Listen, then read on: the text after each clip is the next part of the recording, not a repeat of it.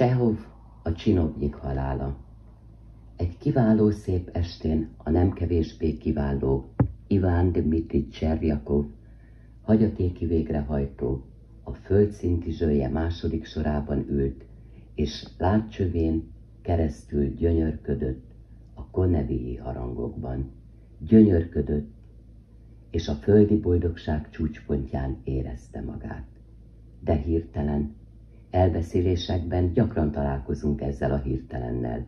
Igazuk is van az íróknak, az élet olyannyira bővelkedik váratlan meglepetésekben. Szóval Cservjakov arca hirtelen elfintorodott, szeme kidüllett, lélegzete elállt. Leeresztette szeme elől a látcsövet, és előrehajolt, és hapci, amint tetszenek látni, tüsszentett. Tüsszenteni sehol senkinek sem tilos.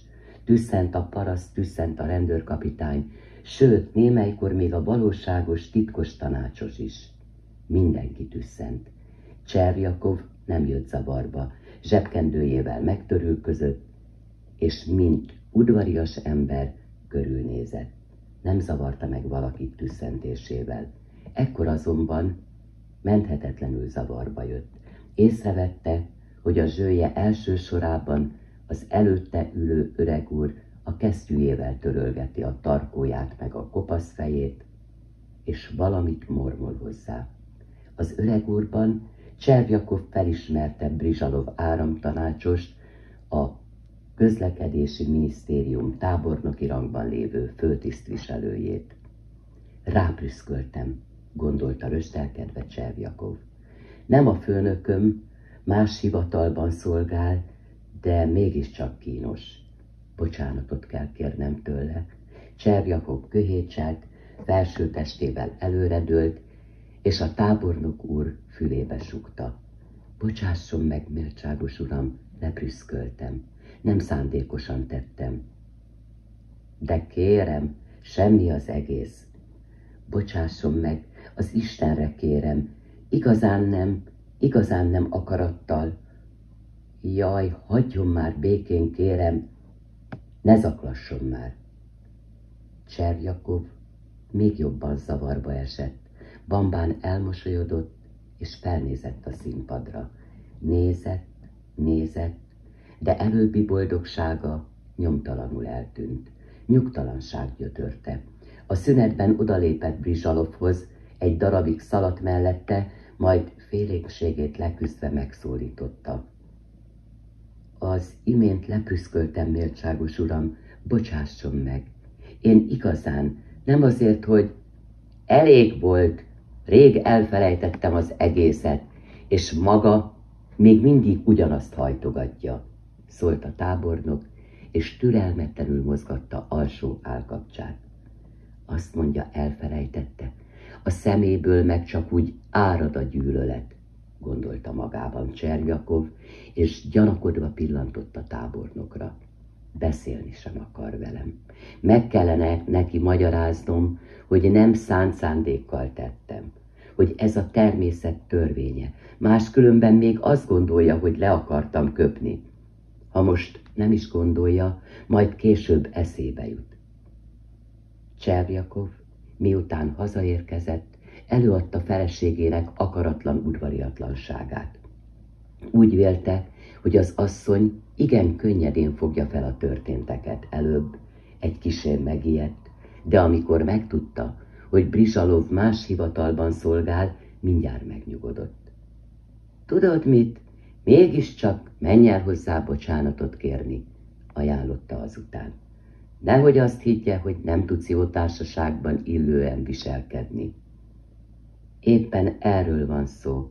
Bocsánatot kértem tőle, de ő valahogy furcsán fogadta. Egy szót se szólt. Meg nem is volt rá idő, hogy megbeszéljük a dolgot. Másnap Cservjakov felöltötte vadonatúj hivatali egyenruháját, megnyilatkozott, és elment Brizsalovhoz bocsánatot kérni. A tábornok fogadó szobájában már rengeteg kérelmező talált. Köztük megpillantotta magát a tábornokot is. aki már megkezdte a fogadást. Miután néhány kérelmezőt meghallgatott, Brizsalov végre Cserjakovra emelte a tekintetét. Tegnap az Árkádia színházban, ha méltóztatik rá emlékezni, Mélcs uram, kezdte meg előadását a hagyatéki végrehajtó.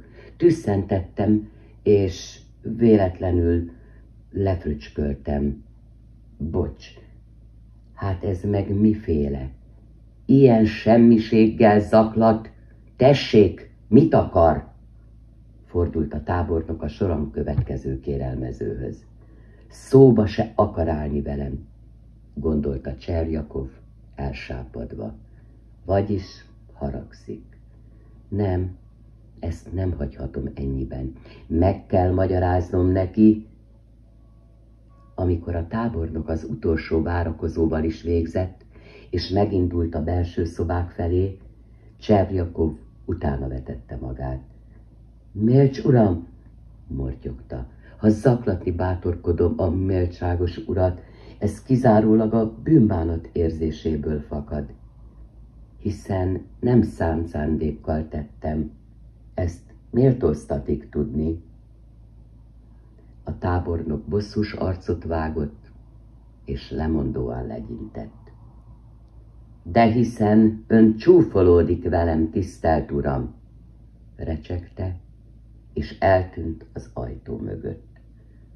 Már hogyan csúfolódnék, morfondírozott Cserjakov. Szó sincs itt semmiféle csúfolódásról. Ilyen nagyúr aztán mégse érti meg. Viszont, ha így van, én bizony nem kérek többé bocsánatot ettől a nagyképű alaktól. Vigye el az ördög. Levelet írok neki, de személyesen nem megyek el hozzá többet. Nem én? Eképpen gondolkozott Cserjakov hazafelé menet. De nem írt levelet a tábornoknak. Gondolkodott, de sehogyan sem sikerült kiötlelni, mit írjon. Másnap mégiscsak személyesen kellett elmennie hozzá, kimagyarázkodni. Tegnap nem azért zaklattam méltságos uramat, motyogta, amikor Brizsakov ráemelte kérdő tekintetét, hogy csúfolódjam, amint azt mondani méltóztatott, csupán azért jöttem, hogy bocsánatot kérjek, amiért tüsszentettem, és lefröcsköltem a méltságos urat. Eszembe se jutott, hogy csúfolódjam. Hogyan is mernék én csúfolódni egy olyan nagy úrral, amilyen a méltságos úr? Ha a magunkfajta ember csúfolódásra vetemedne, akkor hová lenne akkor a tisztelet, a tekintély tisztelete? Egy szóval, takarodjon innen! Hördült fel a tábornok, elkékülve, és egész testében remegve. Tessék! kérdezte suttogó hangon, a rémülettől ájuldozva Cserjakov. Takarodjon! Ismételte a tábornok, és dobbantott a lábával. Cserjakov bensejében valami megszakadt. Se látott, se hallott. Úgy vonszolta magát az ajtóig, majd kiosont az utcára, és roskadozva elindult. Gépiesen hazaért, és vadonatúj egyenruháját le sem vette, végigfeküdt a díványon, és meghalt.